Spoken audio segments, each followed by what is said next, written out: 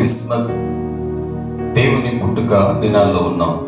అయితే ప్రతి వారికి కూడా దేవుని పుట్టుక మాకు పండుగ అని చెప్పేసి చాలామంది ఆనందపడుతున్నారు. కానీ నాలాంటి వారు నేను అనగా దుఃఖపడుతున్నా. ఎందుకనగా మన పితరుల దేవుడు అబ్రహాము, ఇస్సాకు, యాకోబు అనువారి దేవుడు అనగా మన పితరుల దేవుడు తన సేవకుడైన యేసుని మహిమపరిచి ఉన్నాడు.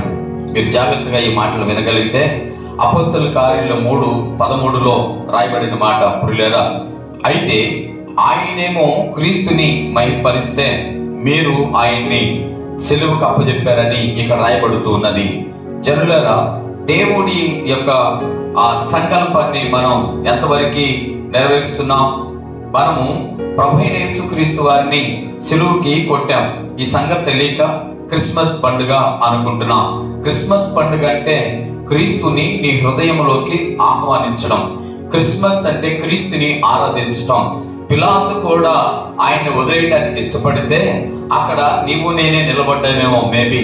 అయితే ప్రియులారా, ఈ విషయాన్ని గమనించి ఈ క్రిస్మస్ కన్నా మీ హృదయాన్ని క్రీస్తుకి అప్పగించండి. ఈ క్రిస్మస్ అన్నా క్రీస్తుని ఆరాధించడానికి ఇష్టపడండి. ఈ క్రిస్మస్ రోజన్నా క్రీస్తుని మహిమపరచండి. ప్రియులారా, క్రిస్మస్ అంటే క్రీస్తు పుట్టాడని ఆరాధన చేస్తున్నారు. క్రీస్తు పుట్టుక దేనికి? నీకు నాకు రక్షణ.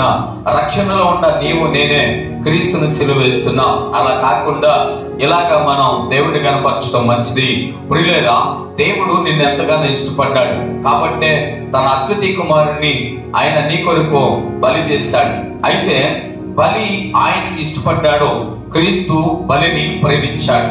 కానీ నువ్వు క్రీస్తును ప్రేమించలేక ఆయన సిలువకు అప్పచెబుతున్నావు. ఏ రీతిగా క్రీస్తుని ఆరాధిస్తావు? ఏ రీతిగా క్రీస్తు పుట్టుక నువ్వు పండుగ చేసుకుంటావు? క్రీస్తు పుట్టుక పండుగ చేసుకోవాలంటే ఖచ్చితంగా క్రీస్తుని నువ్వు గనపరచాలి. అప్పచెప్పకూడదు. నీ అలవాటులతో, నీ మాటలతో, నీ చూపులతో, నీ నడవడికతో క్రీస్తుని మరలా సిలువకి అప్పచెప్తున్నావు. ఒకసారి నిన్ను నువ్వు గమనించుకొని నీ ప్రవర్తన మార్చుకోమని ప్రభు పేరిట మనవి చేస్తూ ఉన్నా. ఆమేన్.